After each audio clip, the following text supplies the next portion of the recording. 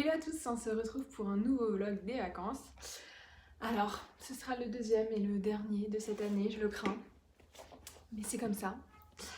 Qu'est-ce que j'ai lu? Alors, on est mercredi et j'ai lu des livres d'entrée littéraire qui feront l'objet d'une autre vidéo, comme la dernière fois. Et deux livres qui sont déjà sortis. Le premier s'appelle L'Engravement de Eva Cavian. C'est un livre publié aux éditions de La Contralée, qui est une maison d'édition lilloise. Et je l'avais repéré au Furet du Nord. En fait, c'est un livre qui rassemble les pensées de proches de personnes en hôpital psychiatrique. Alors, comment vous en parler? J'ai bien aimé parce que je trouvais que la forme et le sujet étaient assez originaux. Les situations sont vraiment diverses. C'est pas du tout culpabilisant dans le sens où il n'y a pas la voix de la narratrice ou du narrateur qui intervient en disant ah s'ils avaient fait ci, s'ils avaient fait ça, non pas du tout. On expose juste des situations qui sont diverses, qui ont, qui peuvent être aussi les mêmes selon les personnes, mais qui n'ont pas le même impact sur elles forcément. Donc on voit pas forcément ce qui se passe dans l'hôpital en fait, ou du moins on a conscience de ce qui s'y passe de par ce qu'en savent les personnages dont on parle ici, c'est-à-dire les proches. Et on voit qu'ils sont assez différents. Il y en a certains qui vont réagir de telle ou telle autre manière, mais tous sont évidemment touchés, marqués. Enfin, voilà, chacun réagit à sa manière à la situation qui est diverse. À des situations qui sont diverses, mais qui sont... il y a quand même une unité, quoi. C'est-à-dire que forcément, ils traversent la même chose, même s'ils le vivent de manière différente. Voilà, bon, c'est pas mal, c'est chouette. C'est pas non plus le coup de cœur intergalactique. Et ce qui est un peu dommage, c'est que j'avais du mal parfois à savoir de quel personnage on parlait. Je pense que si, je sais pas, le nom... Parce que c'est des personnages dont on parle plusieurs fois dans le livre. C'est-à-dire que, je sais pas, on va avoir les pensées de A, puis les pensées de B, puis les pensées de C, de D, et après les pensées de A, les pensées de C, les pensées de B, enfin... Et je pense que si on avait tout simplement mis le prénom ou un marqueur comme ça à chaque début de chapitre plutôt que rien mettre, bah, j'aurais été beaucoup plus prise dedans parce que j'aurais tout de suite pu savoir de qui on parlait. Bon, après c'est peut-être un biais que j'ai moi, c'est que quand je sais que voilà ça revient, quand je comprends que en fait les pensées sont les pensées du même personnage mais à des moments différents, j'aime bien savoir de qui on parle, comme ça me permet de refaire la trame dans ma tête. Et une fois que j'ai fait la trame, je suis bien et là je peux profiter de ce qui est écrit en fait. Bon, c'est peut-être un problème que j'ai chez moi que vous ne rencontrerez pas et si c'est le cas, tant mieux. Donc voilà pour ce petit livre. Je pense que je le passerai à ma sœur qui est psy et qui est, voilà, qui je pense pourrait peut-être être intéressée au niveau de la plume. Voilà, c'est bien écrit, c'est calme, c'est poétique. C'est toujours bien écrit de toute façon dans cette maison d'édition là. On a quand même un style qui revient clairement. Donc voilà, je n'ai jamais été déçue au niveau de la plume en elle-même des auteurs et autrices édités. Ensuite hier je me suis levée avec une envie de feel good, de petits livres qu'on lit comme ça au bord de la piscine. Donc je suis allée dans le centre-ville du village ardéchois où je suis, il y a une petite librairie. Et j'ai fouillé à la recherche de feel good. Je suis tombée sur deux feel good et j'ai pas su choisir entre les deux, donc j'ai pris les deux. Le premier c'est Virginie Grimaldi, Le premier jour du reste de ma vie. Ça raconte l'histoire de Marie qui quitte son mari à ses 40 ans et qui prend un aller pour une croisière tour du monde en 3 mois. Et là elle va rencontrer d'autres personnages, etc. etc. Alors je peux vous en parler plus en détail parce que je l'ai lu. Donc elle va y rencontrer Camille qui est toute jeune, qui a 20-25 ans. Et qui elle veut enchaîner les mecs pendant ce tour du monde pour être prête pour celui qui lui plaît vraiment. Ça reste une vraie chose. Et on retrouve aussi Anne qui elle est aux portes de la retraite, qui est toute mignonne et qui en fait s'est séparée de son mari. En fait elle a plus fait un coup de poker auquel elle a perdu et depuis elle est mal, elle le regrette, elle tente de reprendre contact avec lui mais ça ne fonctionne pas. Donc voilà, donc ces trois femmes-là vont essayer de penser leurs blessures à travers ce voyage, elles vont pouvoir compter les unes sur les autres, etc. le feel good classique, je vous cache pas qu'à la page, je l'ai regardé parce que je voulais savoir, qu'à la page 54 très précisément sur un peu plus de 300, 330, je savais la fin du livre, je savais ce qui allait se passer pour les 3 personnages, bon, ça n'a pas loupé. Mais après voilà, c'est aussi un peu souvent le jeu quand il y a du feel good, c'est-à-dire qu'on sait un peu ce qui va se passer, mais on est là pour le moment, pour le côté un peu mignon, pour la légèreté. J'ai bien aimé voilà, la plume de l'autrice, que j'ai pas trouvée non plus transcendante, mais qui porte bien, qui est mignonne, qui met aussi parfois des mots ou des expressions sur des situations vécues et on se dit ah oui mais c'est exactement ça en fait, alors que la métaphore n'a évidemment rien à voir avec la situation. Donc ça c'était chouette. Sinon bon, au niveau crédibilité, on n'est pas non plus sur une crédibilité de dingue. Vous verrez ça parle beaucoup des journalistes, des chroniqueurs, etc. etc. Et bon, je pense qu'elle ne connaît pas forcément les réalités du métier. Voilà. Mais sinon, voilà, c'était très mignon, ça a tenu son... ça a fait le job, quoi. Clairement. Donc voilà, le premier jour du reste de ma vie. Et j'ai aussi acheté un deuxième livre que je n'ai pas encore lu, ça s'appelle L'ivresse des libellules de Laure Manel, qui raconte des vacances entre amis qui vont un peu être bouleversées, qui vont pas se passer comme prévu en tout cas. Alors Laure Manel, je l'avais lu pour leur... Oula, 1, 2, 3. J'avais lu son livre Le craquant de la nougatine il y a quelques mois, peut-être même 1 an. Et j'avais beaucoup aimé, pareil, on était sur un feel good dans mes souvenirs plutôt hivernal. Très mignon, enfin voilà, c'était une petite histoire d'amour, mignonnette. Voilà, c'était sympa. Pour le coup, je n'avais pas deviné la fin en détail à cette époque. Donc voilà, donc quand j'ai vu celui-là, je me suis dit que j'allais me lancer. Il fait à peu près la même taille que l'autre, on est sur 350 pages, l'autre en faisait 330. Ce sont tous les deux des formats poche du livre de poche, donc je pense que je le lirai assez rapidement aussi. Voilà, également j'ai commandé évidemment Martha, que je vais aller récupérer aujourd'hui ou demain à la librairie, qui est, d'après ce que j'ai pu comprendre, un livre sur un peu style Bridget Jones, mais pas Bridget Martha quoi.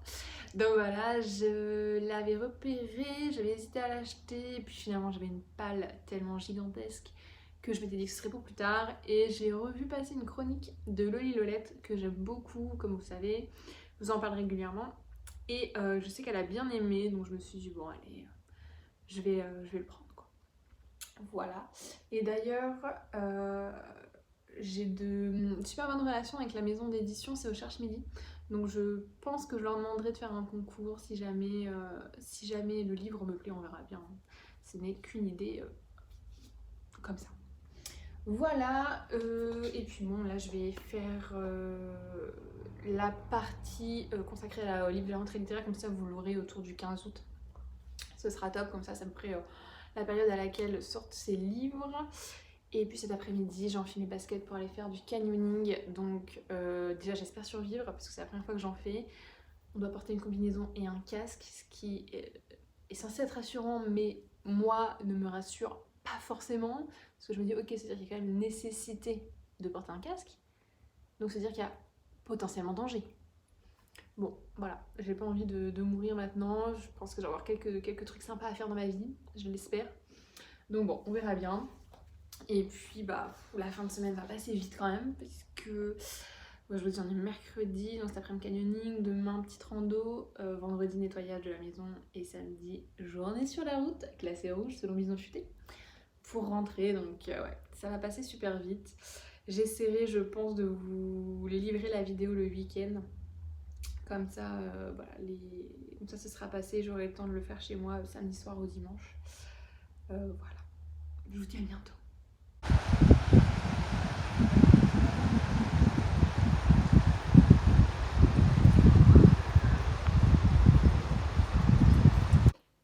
Hello! On se retrouve pour parler du deuxième feel good que j'ai lu pendant les vacances. Voilà, je dis ça avec un air un peu attristé puisque si vous avez vu mes autres vidéos, vous le voyez à ce décor, je suis de retour. La bonne nouvelle, c'est que je ne suis pas morte en faisant du canyoning. La mauvaise, c'est que les vacances sont passées tellement vite. Demain matin, c'est retour au boulot, retour au quotidien, etc. etc., etc. Bon, on va pas se plaindre, j'ai la chance de partir en vacances, j'en suis consciente. Mais bon, quand même. Donc, je vous disais que j'avais acheté L'ivresse des libellules. Et j'avais déjà lu un livre de Laure Manel, donc c'était Le craquant de la nougatine, qui était une romance un peu, voilà, feel good, le genre de romance où on sait très bien qu'ils vont finir ensemble à la fin. Mais on ne sait pas encore comment est-ce qu'ils vont se dépêtrer de leurs problèmes. Donc voilà, c'était mignon comme tout. D'où le choix de ce livre. On est aussi dans un feel good, mais vous verrez, c'est assez différent, quoique. Là, on a 4 couples d'amis qui décident de se retrouver pour les vacances et pour la première fois, ils vont faire des vacances sans enfants. Donc ils vont louer pendant 2 semaines une maison en Ardèche et c'était assez comique parce que en fait l'histoire se passe là où j'étais en vacances et j'avais également loué une maison pendant 2 semaines donc c'était assez amusant. Et donc en fait ça va raconter comment se passent ces vacances qui évidemment ne vont pas être des vacances où règne la sérénité et la zen attitude. Puisque on a plusieurs couples et chacun a entre guillemets ses petits problèmes ou pas d'ailleurs. Donc on a par exemple un tout jeune couple. C'est une amie de longue date qui a un nouveau compagnon et ce nouveau compagnon là n'est pas forcément très bien accepté par le groupe. Après on a aussi un couple un peu en crise en fait, où en fait la femme, c'est un couple hétérosexuel, la femme donc se sent un peu délaissée, voilà, elle arrive aussi à l'aube de ses 40 ans, elle a envie d'un peu de renouveau dans son couple, etc. Elle a l'impression que son compagnon la voit comme une mère, et du coup elle veut profiter de ses vacances pour donner un petit peu de peps, tout ça, tout ça. On a aussi des personnages qui sont du coup assez différents, j'ai beaucoup aimé le personnage de cette femme-là, parce que en fait elle évoque tout plein de fragilités, etc. Enfin, dans lesquelles on peut assez facilement se reconnaître, donc ça j'ai beaucoup aimé ce personnage. On a aussi une femme qui est ultra sportive, qui est ultra gâtée, etc., etc., qui veut tout de suite. On a aussi les hommes, certains qui sont un petit peu mous du genou, qui se laissent un peu porter, d'autres qui sont un peu en balance entre leur compagne, qui n'est pas la mère de leurs enfants et leurs enfants, etc. Et on a aussi une infirmière par exemple qui a peur des germes, etc. Donc c'est ultra intéressant parce qu'en fait c'est plein de profils auxquels on peut assez facilement, alors si ce n'est s'identifier, du moins comprendre en fait. Par exemple, on peut comprendre totalement l'homme qui est un peu partagé entre ses enfants et sa compagne parce que les uns ne s'entendent pas avec l'autre, etc. Donc voilà, c'est assez intéressant. J'ai trouvé ça sympathique. C'était chouette. Enfin, je vous dis, c'est surtout le personnage que j'ai bien aimé. Ah oui, et aussi il y a une fille qui va rejoindre ces 4 couples-là. Et vous verrez, ça va un peu déstabiliser le noyau.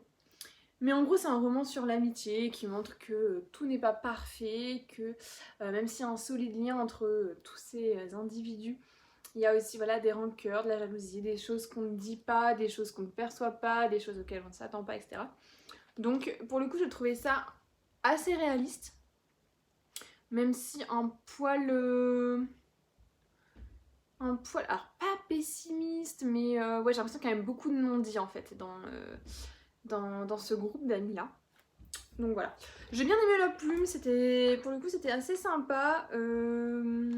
Outre les personnages qui étaient chouettes, j'ai bien aimé le décor, etc. On se projette assez facilement, on imagine assez facilement les scènes. Donc voilà, pareil, une bonne petite lecture. Je sais pas si j'ai préféré celui-là à l'autre. J'ai préféré la plume de celui-là, en tout cas ça c'est sûr. Après, je les ai aimés tous les deux. À choisir peut-être plus celui-là parce que l'autre me fait penser à un autre livre que j'ai lu et je pense que j'ai préféré l'autre livre à celui-là. Au Grimaldi en fait.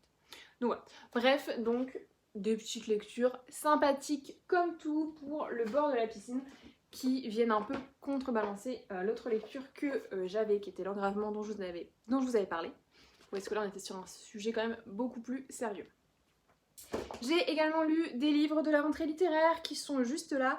Il faut juste que j'en finisse un et ensuite je vous fais une petite vidéo pour vous parler des livres de la rentrée. Je peux déjà vous dire qu'il y aura 1, 2, 3, 4...